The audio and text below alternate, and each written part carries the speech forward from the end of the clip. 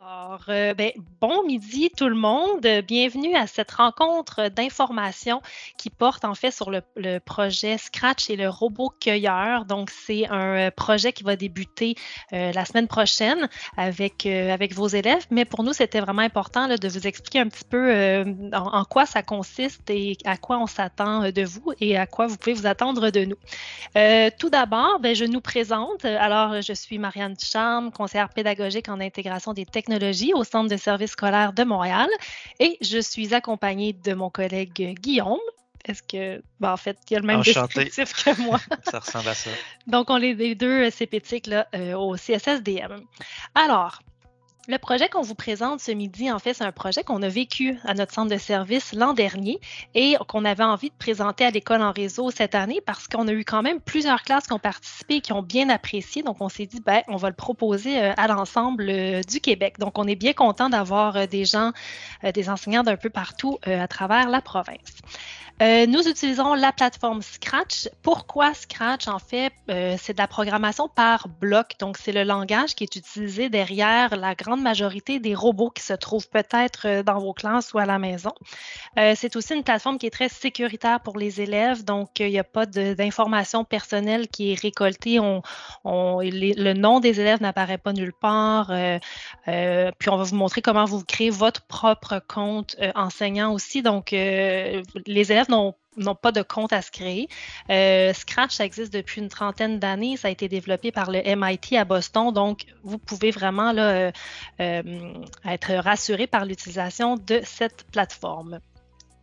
Maintenant, c'est un défi qui s'adresse aux enseignants, aux élèves qui ont déjà programmé avec Scratch. Donc, ce n'est pas un projet pour débutants. C'est quand même un beau projet costaud avec des beaux défis. Le matériel dont vous aurez besoin, en fait, ça peut se faire sur un ordinateur ou sur tablette. Si c'est sur tablette, à ce moment-là, on utilisera Scratch en ligne, qui est Scratch qu'on utilisera là, pendant les rencontres. Si c'est sur ordinateur, ça peut être en ligne, idéalement. Sinon, si par exemple la stabilité de votre Wi-Fi est douteuse, vous pourriez avoir utilisé le logiciel de bureau sur votre ordinateur Scratch. Donc, voici comment y accéder, dans le fond, là, en ligne ou par l'application Bureau. Donc, voilà pour le matériel nécessaire. Les rencontres. Donc, les rencontres ont lieu dans une équipe Teams qui s'appelle la Numéritech. Donc, on est présentement dans la Numéritech, dans le canal du club de programmation. Puis là, Guillaume va vous expliquer un peu qu'est-ce que c'est la Numéritech, puis comment vous connecter, parce que présentement, probablement que certaines personnes n'ont pas accès au clavardage et on va vous expliquer pourquoi. Donc, pour y avoir accès là, la semaine prochaine avec vos élèves, afin de pouvoir poser des questions dans le clavardage, juste en haut là, de votre plateforme Teams, il y a votre avatar ou votre image, votre photo. Puis en cliquant sur votre centre de service, vous voyez là, vous allez avoir des choix. Donc, sûrement que vous allez voir apparaître CSSDM ou CSDM invité. Donc, en cliquant sur CSDM invité, vous devriez avoir accès à cette équipe-là qui s'appelle la Numéritech.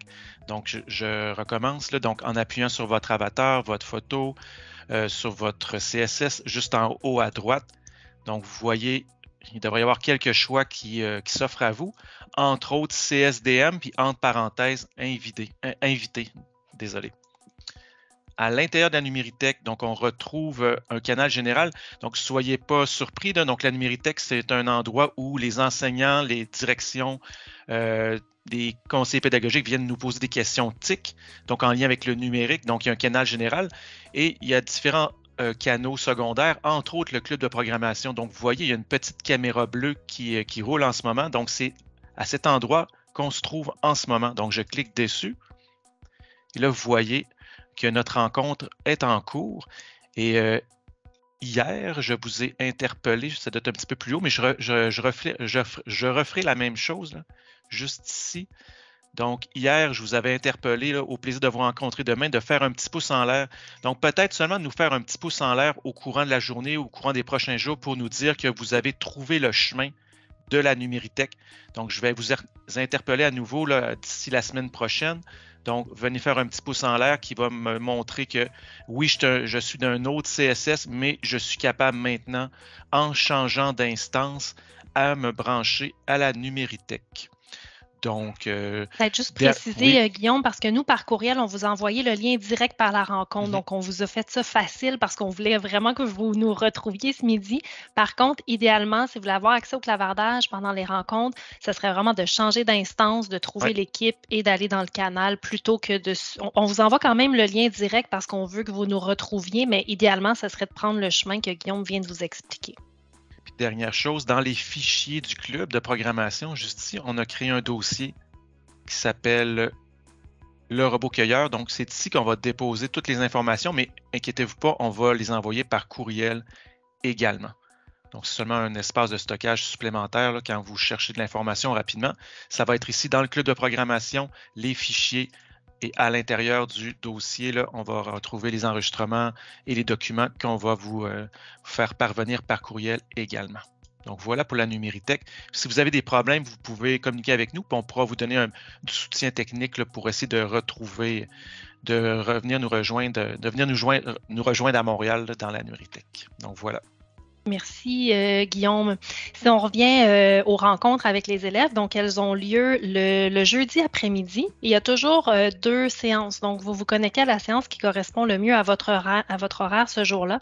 Donc, vous pouvez vous connecter à la rencontre de 13h à 14h ou à celle de 14h15 à 15h15. C'est la même représentation. On l'offre 2 fois pour rejoindre le plus de participants possible. Ces rencontres sont enregistrées, ce qui va vous permettre de revisionner la rencontre au besoin avec vos élèves. Et aussi, si pour une raison ou une autre, vous ne pouvez pas être avec nous en mode synchrone pour une rencontre, ben, au moins, vous pouvez vivre le projet en regardant l'enregistrement. L'enregistrement, comme Guillaume l'a dit, va être déposé sur notre équipe Teams, mais vous sera aussi envoyé par courriel. Maintenant, si on entre un peu plus dans la méthodologie, donc comment on voit, nous, la programmation, en fait, on a fait plusieurs recherches, puis on s'est inspiré de 2 articles qu'on vous a mis dans l'aide-mémoire, où est-ce qu'on explique en fait qu'il y a 2 catégories de défis en programmation, soit des défis plus de création, alors que d'autres sont plus des défis de résolution de problèmes. Alors, le robot cueilleur s'inscrit vraiment dans un défi de résolution de problèmes. Donc, il y aura des essais, il y aura des erreurs. Et en fait, on sera en interaction aussi à chaque rencontre avec vos élèves pour faire une analyse de situation. Donc, qu'est-ce qu'on entend par analyse de situation? Bien, au départ, on va exposer à vos élèves quel est le défi, donc dans nos propres mots d'humain, à quoi on s'attend d'eux. Et ensuite, ils vont devoir reformuler le défi dans leurs propres mots. Donc, première étape. Ensuite, à chaque rencontre, on va venir décomposer ce défi-là en sous-problèmes. Donc, avec le même principe qu'en mathématiques, lorsqu'on résout une situation problème, on ne va pas s'attaquer à tout en même temps.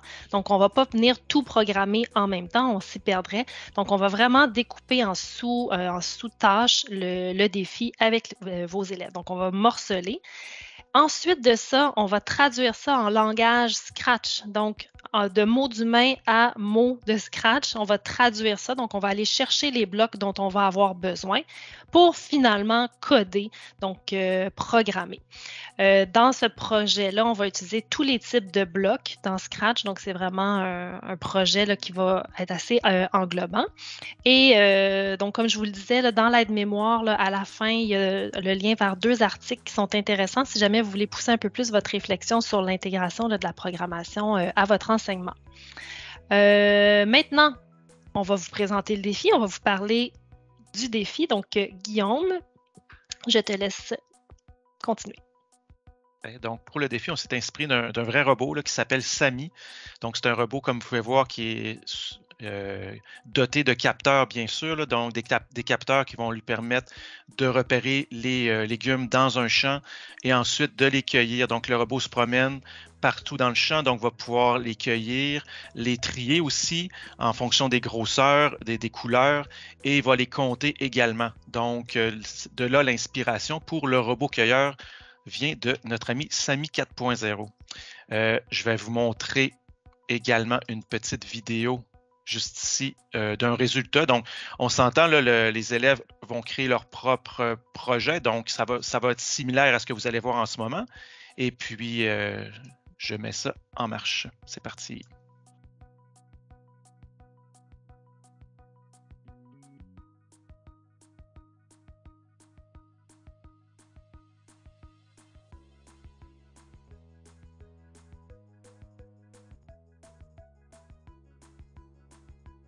Je voulais mettre une petite musique tantôt, là, mais j'ai pas eu le temps, donc je vais peut-être sûrement ajouter un petit peu de... Tu peux fredonner. Ouais.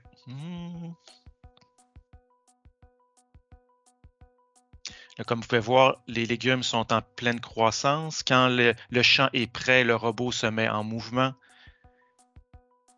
récolte chacun des fruits, des légumes et vient les trier là, par couleur également.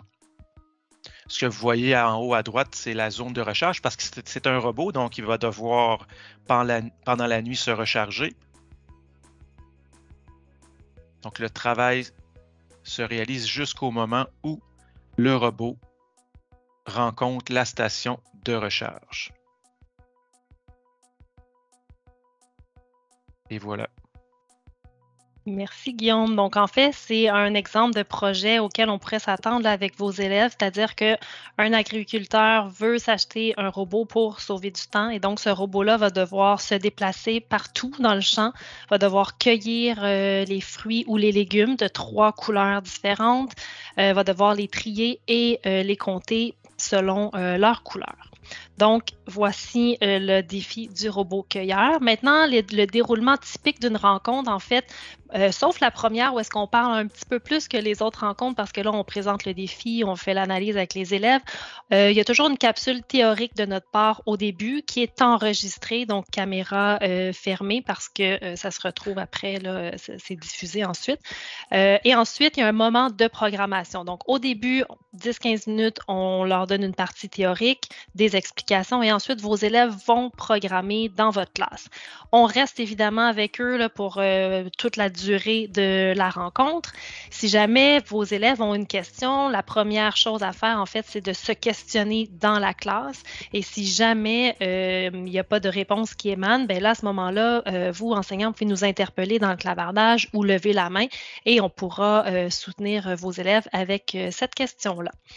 Donc, le travail se fait vraiment pendant nos rencontres. Il n'y a rien qui empêche, par exemple, vos élèves d'améliorer leur projet ou de travailler dessus pendant la semaine, mais ça reste optionnel. Maintenant, Guillaume, soutien disponible? Oui, donc tout au long de la semaine, là, dans la Numéritech, si bien sûr vous avez accès au clavardage, vous pouvez venir poser vos questions. Puis on est assez rapide là, dans les réponses. Là, donc n'hésitez pas à tout moment. Il y a des élèves qui vont peut-être travailler pendant la semaine sur leur projet à la maison ou en classe. Vous pouvez venir poser des questions à cet endroit-là ou sinon par courriel.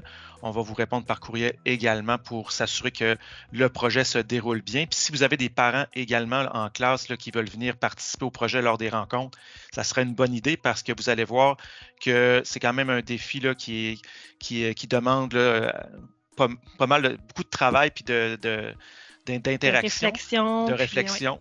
Puis également, peut-être questionner les élèves dans la classe. Il y a peut-être des élèves qui font du scratch déjà, donc ça pourrait être des mini-profs, des profs assistants là, qui vous donnent du soutien, qui se promèneraient dans la classe pour répondre aux questions des élèves. Donc ça serait intéressant également. Et finalement, là, je ne sais pas de quelle façon vous fonctionnez quand vous scratchez avec vos élèves, mais nous, habituellement, on conseille aux enseignants de se créer un compte éducateur. On va vous donner une vidéo qui vous montre comment faire, mais peut-être que vos élèves ont déjà un compte Scratch personnel, c'est correct aussi, parce que c'est une plateforme sécuritaire. Et peut-être que vous utilisez le logiciel de bureau également. Cependant, si vous n'êtes pas encore rendu là, que vous n'avez pas de compte Scratch, il y a une vidéo ici là, qui vous montre comment créer un compte enseignant dans lequel vous allez pouvoir inviter vos élèves. Donc, vous créez votre compte. Des fois, ça prend de 24 à 48 heures pour avoir l'accès. Et ensuite, vous venez inviter chacun de vos élèves, vous leur donnez un code d'accès et ils vont pouvoir scratcher la semaine prochaine avec nous. Donc, à vous de voir. Puis si vous avez des problèmes, encore une fois, avec la création de ce compte-là, faites-nous signe dans l'équipe Teams ou par courriel. Puis l'avantage d'avoir le compte éducateur versus chaque élève a son compte, c'est que vous avez accès à ce que vos élèves font. Donc, ils sont comme reliés à votre studio d'enseignants et vous voyez les projets de chacun de vos élèves.